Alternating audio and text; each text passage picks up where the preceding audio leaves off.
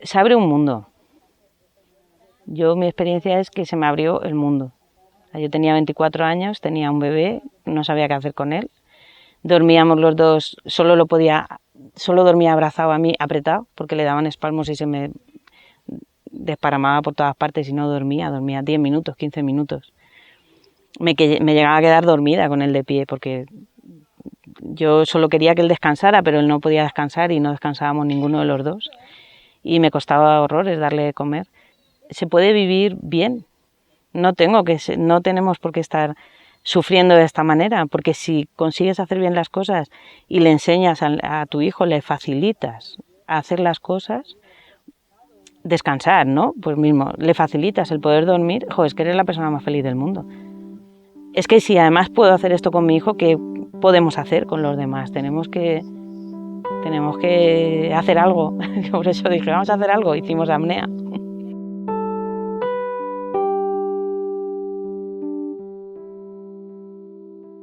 Mi vida. ¿Te gusta apnea? Sí. Apnea es Joan, es Paloma, es todos los que estamos aquí, esto es apnea. Porque había que darle trascendencia, porque es de vivir infeliz a, bueno, pues vivir feliz, aceptando la situación como es y trabajando mucho, eso sí, pero feliz. Porque Vega tiene 4 añitos y cuando tenía 11 meses tuvo una muerte súbita y entonces esa muerte súbita le provocó un daño cerebral.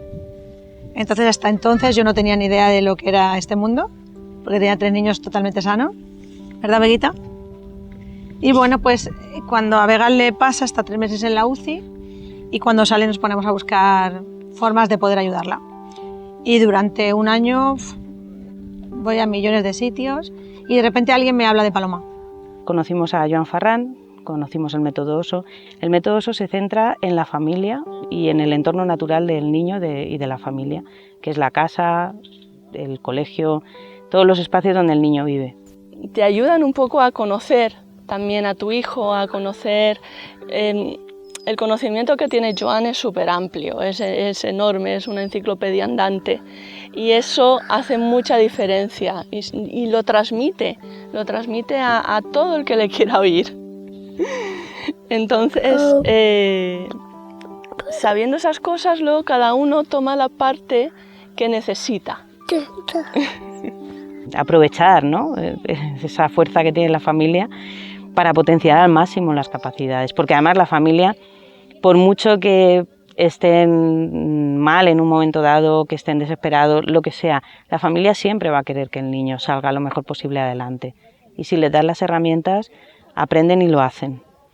Las familias ayudan mucho. Lo único que pasa es que hay que saber empoderar a las familias, darles el conocimiento y la seguridad y las herramientas para hacerlo bien. Y cuando lo van haciendo bien, se retroalimenta. Ellos lo hacen mejor y el niño lo hace mejor. Claro, yo tengo la gran suerte de haber podido tocar miles y miles y miles de niños. Por tanto, tengo una información que me da una capacidad intuitiva. Si no hay información, si no hay una experiencia, la intuición está vacío de contenido. Puedes pensar que yo intuyo, pero tienes que saber que esa intuición va a tener una respuesta. Y esa es la fuerza del conocimiento que transmito y que tengo para... Esa es la intuición, yo sé que puedo pasar dar ese paso, ¿no? Y en ese momento de crítico es cuando les hago ver a los padres, mira, espera.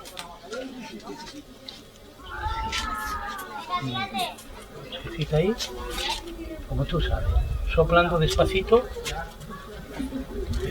soplando despacito y largo.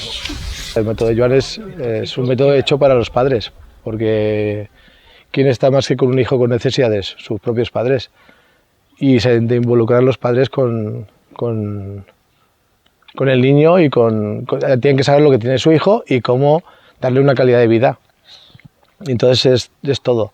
Es desde cómo darle de comer, cómo debes hablarle, cómo debes trabajar en el agua, cómo desbloquear sus cadenas musculares para hacerle andar, cómo debe ir posicionado en su silla. ¿Por qué un niño que sigue el método OSO no tiene luxación de caderas con con una tetosis y una espasticidad impresionante, y otro con mucha menos afectación tiene luxación de caderas y escoliosis. O sea, para prueba un botón, como dice Joan, ¿no? Que se ve, son cosas que se ven. La intervención en el agua, ya digo, es que no hace falta que haya palabras, no hace falta que haya...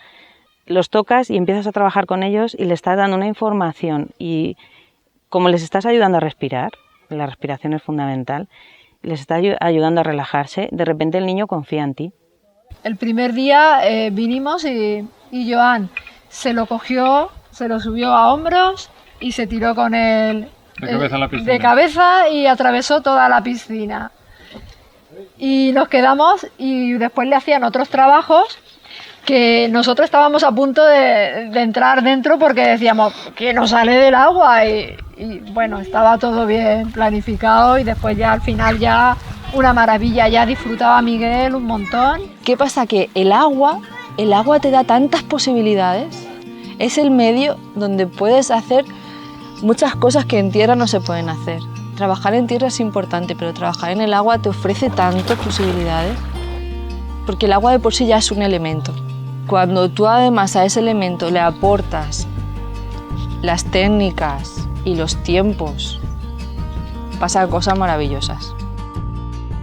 Empiezas con terapia, ella en su caso tiene un problema pulmonar añadido debido a su hipotonía, que de no haber sido trabajado con esas apneas, que son muchos buceos, muchas inmersiones, que hace que su capacidad torácica sea más amplia, pues no sé qué habría pasado, la verdad, no lo sé.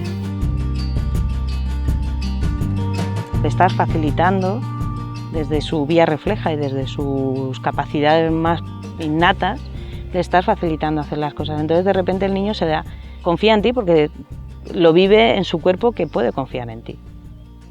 Puede confiar en ti, no le estás agobiando, no le estás metiendo prisa, le estás facilitando que haga bien las cosas. Y el niño cuando hace bien las cosas lo sabe, lo siente, lo sabe, independientemente de la discapacidad que tenga, da lo mismo. Sordos, ciegos y con una parálisis cerebral muy grande, que en su minusvalía hay puesto casi un 100%, y da igual, ellos sienten que eso es bueno para ellos, entonces confían en ti. Y eso siempre. No he tenido ningún niño que no haya confiado en nosotros. Y además rápido. No hace falta hacer muchas sesiones para que confíen en lo que estás haciendo. Y cuando los padres lo ven, pues también confían. Porque cuando ven al niño relajado y confiado, pues ellos sienten que el niño está bien y confían. O sea, cuando a mí me dijeron que la iban a meter debajo del agua, Vega tuvo una muerte súbita, tiene una enfermedad cardíaca. Claro, yo me asusté muchísimo. Porque dije, ya no puede estar debajo del agua sin respirar. Si se ha muerto una vez, se puede morir dos. Y entonces Paloma, y con mucha precaución, con mucha cautela, al final consiguió meterla. Y Vega se mete debajo del agua sin problemas ya. Entonces, eso no lo había visto antes nunca. ¿A que no, Veguita? Y entonces, bueno, pues ellos además... cuando tú recorres muchas terapias y muchas terapeutas, te das cuenta que hay gente que lo hace como un trabajo. Y simplemente es un trabajo que le da un dinero. Y hay otra gente que es un trabajo en el que disfruta y es totalmente vocacional. Y bueno, yo creo que este es el caso.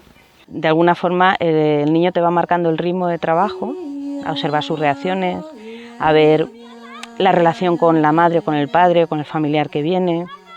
Te da mucho margen a trabajar la conducta, que es algo que muchísimas veces en las discapacidades pues está muy presente, ¿no? En la alteración de la conducta. Y ahí tienes tiempo para ver todas estas reacciones y las puedes elaborar mejor. O sea, la terapia en agua tiene que servir para que luego haya una transferencia fuera del agua. Lo que se logra es que regulen esas emociones que les genera estar en otros espacios a los que no están habituados y sean capaces de tener un comportamiento adecuado en esas situaciones, y los padres pueden salir con ellos a cualquier sitio y se puede llevar una convivencia normal, no tenerlo que dejar o resignarte a no ir a los sitios. Entonces la conducta es fundamental en este caso, como se puede abordar también desde el método OSO.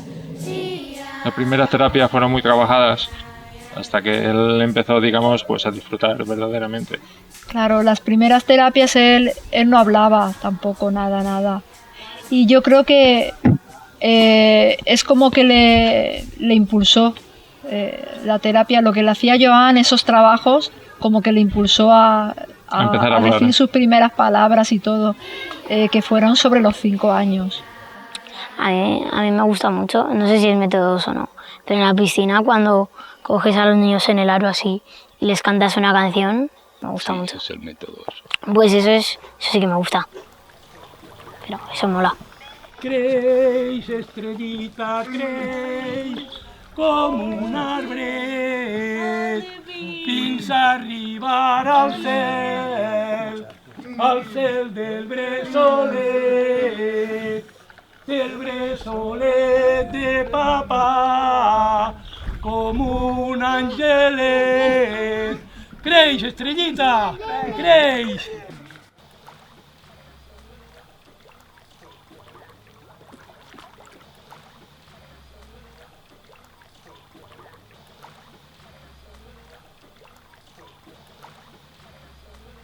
Que les cante lo mismo que cantamos la canción del Creix, que canta las cosas que está vivenciando el niño, que los padres aprendan a cantarle las cosas que están haciendo puntualmente, porque eso configura la autoafirmación y la reafirmación en el niño, porque el niño necesita esos tiempos para la respuesta.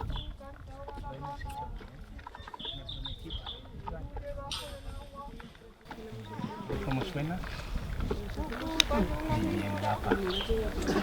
Los padres pues aprenden de que la secuencia de la percepción de los sentidos pasa por percibir, por actuar, por conocer. Pero eso requiere tiempo. Y cada persona, cada niño, tiene sus tiempos. ¿El crees? ¿Crees? También él se siente muy importante con el crees, que puede, que es el centro también.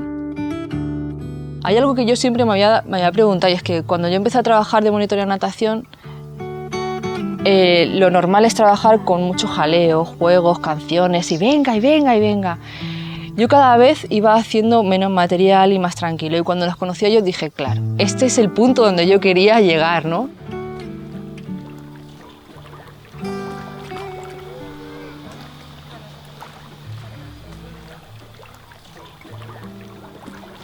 Muy bien, muy corto. Sigue. Ahí, acércate por detrás, que te vea ahí. Tranquilo, ahí, quieto ahí. Buena cosa. A ver, hazte un giro, Josete. Lo importante es que lo disfrute él y que lo disfrutes tú. Sí. Que sea un disfrute. Y a partir de ahí todo viene por añadidura.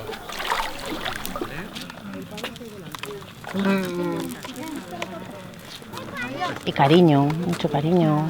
Y parte de todo, de Paloma, de Carolina. Y todo llevado con mucha calma. Que puede parecer cuando tienes un hijo con una discapacidad que entra te entra porque te entra, es inevitable. El agobio, el miedo, lo imprevisto, esto no se lo espera a nadie.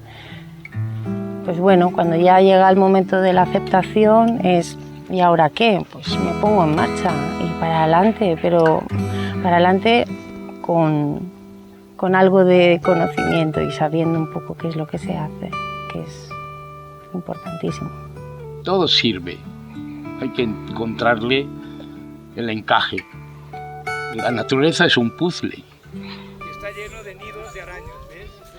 Todo es saber encontrar cómo encajarte en cada lugar sin herir ese lugar, sin malversar el espacio de una plantita.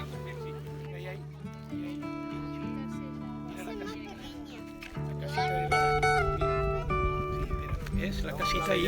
Mira, se ha metido dentro, ¿la has visto, verdad? Chup, se ha metido dentro.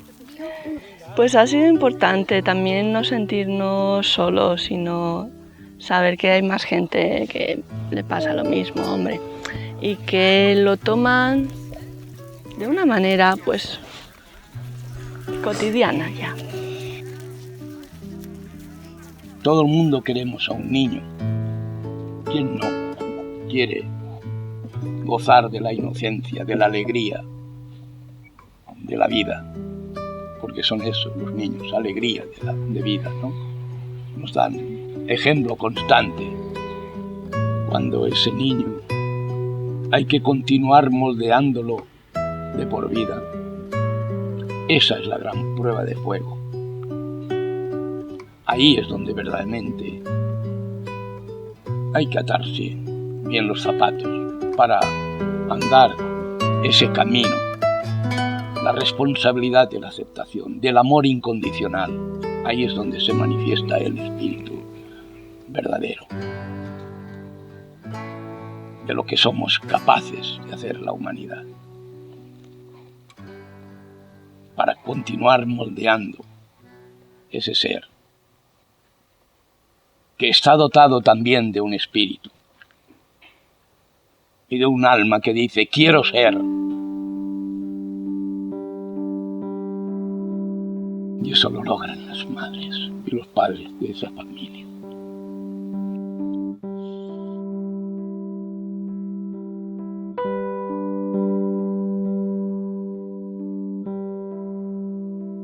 Un amigo tiene una hermana que es un poco bebé y yo pues le enseño a mi amigo cosas que me enseña mi Joan o que me enseña mi madre. Y entonces él pues o las aplica con su hermana o se las va diciendo a otros amigos suyos y así.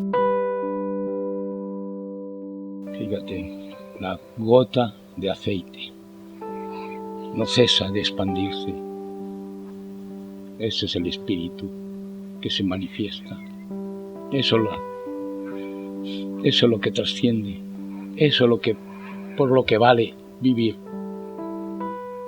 Por lo que no tengo prisa a morir, por eso. Sencillamente por eso.